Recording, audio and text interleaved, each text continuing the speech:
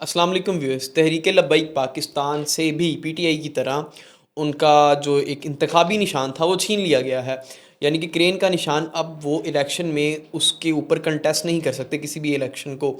और इसी के साथ एक और दो तीन बड़ी खबरें आज की हैं, हम आगे जाके इन्हें भी कवर करेंगे इसी वीडियो में कि जो फ्लड्स हैं वो बड़ी पाकिस्तान की जो रिवर्स हैं उनमें अलर्ट जारी हो चुका है। लाहौर में भी और दीगर इलाकों में भी मानसून इस टाइम स्टार्ट हो चुका है। पहला स्पेल जो मानसून का इस साल का वो प्रॉपर स्टार्ट हो चुका है, जिसके बाद इस टाइम हमारे जो देही इलाके काफ़ी ज़्यादा ख़तरे में हैं, स्पेशली जो दरियाओं के करीब है। और इंडिया ने भी हमारे साथ अभी कोई प्लान शेयर नहीं किया है कि पानी कब खोलेगा कब नहीं, और ऑब्वियसली उधर भी मानसून चल रहा होगा तो वो पानी तो खोलेगा। तो उसके अलावा डीज़ल की भी प्राइस रात की फिर 5 रुपये बढ़ गई, जिस तरह के गवर्नमेंट ने कहा था कि हम रोज़ की बुनियाद पर 5 रुपये रोज़ की बुनियाद पर तेल की कीमत बढ़ाएंगे क्योंकि इंटरनेशनल मार्केट्स में फ्लक्चुएशन हो रही है। तो सबसे पहली खबर, जो टीएलपी का क्रेन का निशान छीन ली गया। आपको एक पैटर्न नज़र आएगा पिछले वैसे तो 70 साल से चलता आ रहा है, लेकिन अब कुछ ज़्यादा चल पड़ा है कि कोई भी ऐसी जमात जो थोड़ा सा भी स्ट्रीट पावर प्रोटेस्ट करने की कोशिश करे, कुछ ये कि वो किसी भी मसले पर हो, वो दीनी मसला हो, मजहबी मसला हो, वो पॉलिटिकल हो, वो सोशल मसला हो, तो आपने देखा उनके खिलाफ क्रैकडाउन होता है। क्रैकडाउन के बाद उन्हें कलअदम भी करार दिया जाता है। बीवाईसी ने इस्लामाबाद के अंदर किए, क्वेटा वगैरह के अंदर किए, कलअदम करार होगी। पीटीआई सबसे बड़ा पावर शो करती हुई थी पाकिस्तान में, एक सबसे बड़ी ओपोजिशन की जमात है इस टाइम पर। हालांकि उनके नज़दीक तो वो इलेक्शन भी जीते हुए हैं, लेकिन आपने देखा उसको भी कलअदम एक टाइम पे करार दिया गया, और देन उसका भी इंतखाबी जो निशान था बल्ला छीन लिया गया, और उनके सारे उम्मीदवारों ने आज़ाद उम्मीदवार इलेक्शन लड़े, और उसमें से फिर आपने देखा किस तरह हॉर्स ट्रेडिंग वगैरह भी हुई इलेक्शन के बाद। और अब तहरीक लब्बैक पाकिस्तान यानी कि एक मजहबी जमात, एक नेशनलिस्ट जमात यानी बीओएसी, एक पाकिस्तान की पॉलिटिकल जमात पीटीआई, और एक टीएलपी जो कि मजहबी और सियासी जमात दोनों है। तो उनका भी जो एक क्रेन का सिंबल था वो उनसे छीन लिया गया। किस मसले पे? सेम वही पीटीआई वाला बहाना कि भाईजान इंट्रा पार्टी इलेक्शंस नहीं हुए, जबकि पीटीआई के टाइम पे भी पीटीआई ने कहा है कि हमारे यहाँ इंट्रा पार्टी इलेक्शंस हुए हैं, और जिस बंदे ने जाके इलेक्शन कमीशन के अंदर ये केस फाइल किया हुआ था वो बंदा तो खुद पीटीआई उसे डिसऑन करती है, हमारी पार्टी का बंदा नहीं है, तो उसके ऊपर ही कर दिया। अब सबसे पहले आ जाते हैं कि टीएलपी और स्टेट के दरमियान इस टाइम मसला क्या है। एक्चुअली होता है कि पिछले साल 2025 में गज़ा मार्च निकालती है तहरीक लब्बैक पाकिस्तान, और ये इरादा करते हैं कि हम जो अमेरिका की एम्बेसी है ना इस्लामाबाद के अंदर, उसके सामने जाके अपना एहतजाज रिकॉर्ड करवाना चाहते हैं गज़ा मार्च के रिलेटेड। जैसे ही मार्च मुरीद के पहुंचता है तो ऑब्वियसली एक क्रैकडाउन शुरू हो जाता है गवर्नमेंट की तरफ से। I don't think so crackdown होता क्या है, क्यों होता है ये क्रैकडाउन, होता ही क्यों है? According to the constitution of Pakistan, हर पाकिस्तानी के पास राइट है कि वो एहतजाज कर सकता है। तो देन आप क्रैकडाउन करते क्यों? ऑब्वियसली पाकिस्तान एक अथॉरिटेरियन रजीम बन चुका है, एक एलीट कैप्चर यहाँ पर हो चुका है, जहाँ पर अपोजिशन की कोई जगह नहीं। अपोजिशन वालों को मारा जाए, कुटा जाए, इनको उठा लिया जाए, गायब ने इनके बंदे, इसके ऊपर कोई मतलब कि ना पाकिस्तान के अंदर कोई अब गुंजाइश नहीं अपोजिशन के लिए। तो उसके बाद मतलब कि जब ये टीएलपी का एहतजाज शुरू होता है तो फिर ये मुरीद के में जाकर वहाँ पर एक टाइम पे वीडियोज़ भी आई कि हाफिज़ साद रिजवी के दरमियान और हुकूमत के दरमियान मुज़ाकरात हो रहे थे। ऑब्वियसली इसी रिलेटेड चाहते थे कि चलो यार आप एम्बेसी नहीं कहीं और चले जाएँ।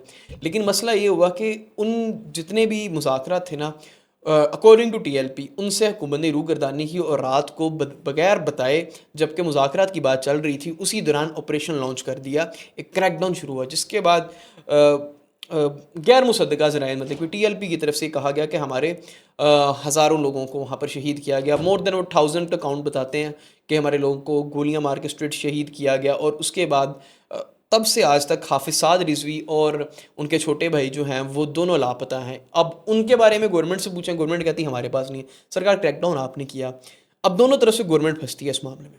अगर हाफिज़ साद रिजवी आपके पास नहीं है तो इसमें भी आपकी अहमकी है और आपकी मिस मैनेजमेंट है कि आपने उन्हें फ़रार होने दिया। अकॉर्डिंग टू यू अगर वो कलंदम जमात है तो आप उन्हें गिरफ़्तार क्यों नहीं कर पाए, अगर आपने गिरफ़्तार करना था?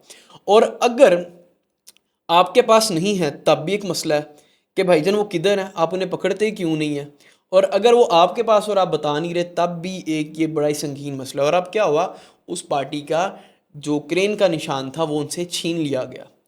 क्यों छीन लिया गया भाईजान? वही अजीब मंतिक के भाई इंट्रा पार्टी इलेक्शंस मुझे नहीं समझ आती। इंट्रा पार्टी इलेक्शंस को बहाना बना के आपने क्यों छीनना था, और स्पेशली उन्हीं जमातों का क्यों छीनते हैं जिनकी मतलब कि जो गवर्नमेंट को अपोज कर रही हो। और मेरे ख्याल से गज़ा मार्च अगर कोई जमात कर रही है तो उसमें गलती क्या है? क्या पूरे पाकिस्तान का या पूरी पाकिस्तान की आवाम की पल्स नहीं है कि गज़ा मार्च होना चाहिए या गज़ा के हक़ में बोलना चाहिए, फ़लस्तीनियों के हक़ में बोलना चाहिए, या उन पर जो मज़ालिम हो रहे हैं इसके लिए बाहर निकल के बात करनी चाहिए?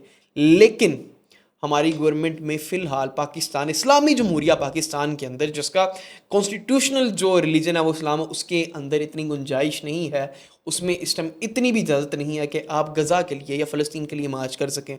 सिर्फ क्या बड़ी बड़े बयान दे देते हैं, वो भी कभी साल में एक बार, कि भाईजान हम इसराइल को तस्लीम नहीं करेंगे, जबकि एक टाइम पर यही भी सुनने में आ रहा था कि इमरान खान के टाइम पर कि हामिद मीरी बताते हैं कि इसराइल के लिए कहते थे कि मीडिया में हरा हम वार करें, अकॉर्डिंग टू उस टाइम की जो पाकिस्तान की इस्टेब्लिशमेंट थी, वो ये बताते हैं हामिद मीर साहब।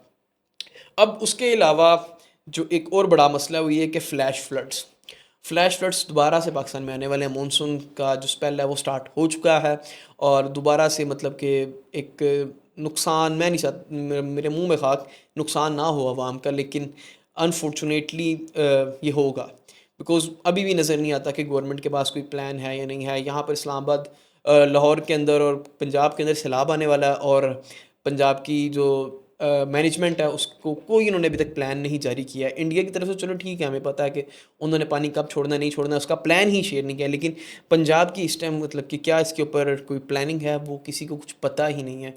फिर वही बात होगी, फ्लड आ जाएगा, लोग मतलब कि रुल जाएंगे, हज़ारों के हज़ारों एकड़ ज़मीन पानी, ज़मीन के ऊपर पानी आ जाएगा, गांव तबाह हो जाएंगे, सोसाइटियाँ बर्बाद हो जाएंगी, और दैन वही के कैंप्स लग गए, ये हो रहा वो हो रहा, कश्तियों में बैठ के सवार होंगे सारे मिनिस्टर्स पंजाब के, और फिर बड़े बड़े टिकटॉक बनेंगे कि मैं तो वहाँ 10 रातें रहा जब तक लोग इवैक्यूएट नहीं हुए, एक्सेप्ट्रा एक्सेप्ट्रा, वही अपनी पीआर कैंपेन्स जो हमारी गवर्नमेंट ने चलानी होती हैं।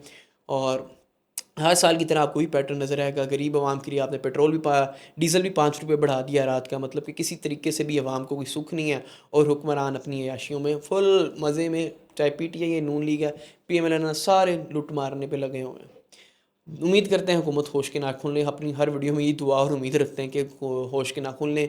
ना तो पाकिस्तान में कोई पॉलिटिकल स्टेबिलिटी है, ना इकोनॉमिक स्टेबिलिटी है, कर्जा हमारा बढ़ता जा रहा है, और इंटरनेशनल लेवल पर भी पाकिस्तान फंसता जा रहा है, बिकॉज हूतीस अब बंद करने वाले हैं बाबुल मंदब बंद होता है तो ऑब्वियसली इसमें सबसे बड़ा स्टेक सऊदी अरेबिया का, और सऊदीया के साथ हमारा डिफेंस एग्रीमेंट है। तो लेट्स सी ये सारा सिनेरियो किधर जाता है। उम्मीद करते हैं आपको वीडियो पसंद आई होगी, कमेंट्स में अपनी कीमती राय का इजहार ज़रूर कीजिएगा।